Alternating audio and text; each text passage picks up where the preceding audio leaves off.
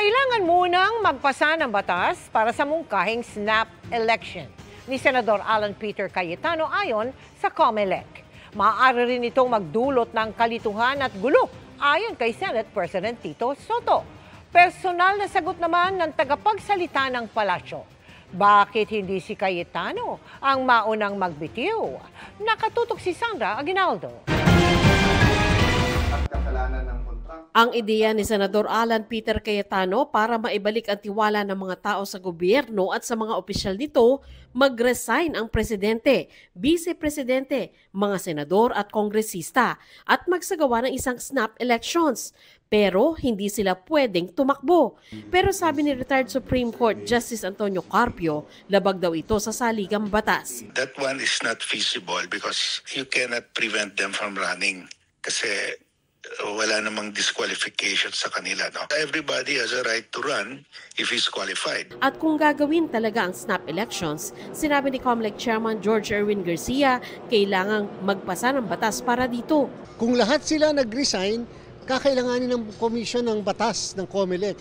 Kasi hindi naman kami pwedeng basta kikilos nang wala tayong batas sa pagkukondak ng halalan. Babalari ni Senate President Tito Soto, bukod sa walang legal na basihan ang pagsasagawa ng snap elections, magdudulot lang daw ito ng kalituhan at kaguluhan. Cannot be an option. What do you do with those who are not guilty? What do you do with those who are newly elected and have no bad records? What do you do with them? Idadamay mo doon sa mga guilty or sa mukhang guilty kung hindi man guilty.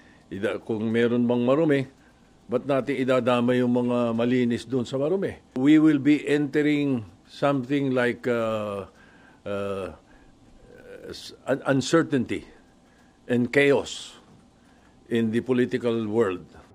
Sa kasaysayan ng Pilipinas, minsan nang nagkaroon ng snap elections. Taong 1986, sa gitna ng kabi-kabilang batiko sa loob at labas ng bansa sa kanyang pamumuno, nagpatawag si Noy Pangulong Ferdinand Marcos Sr. ng snap elections para sa pagkapangulo at pangalawang pangulo.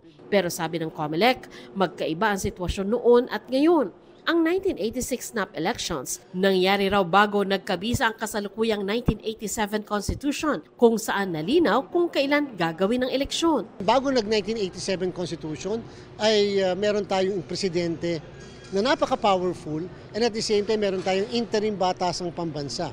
So kombinasyon siya ng parliament and at the same time presidential setup.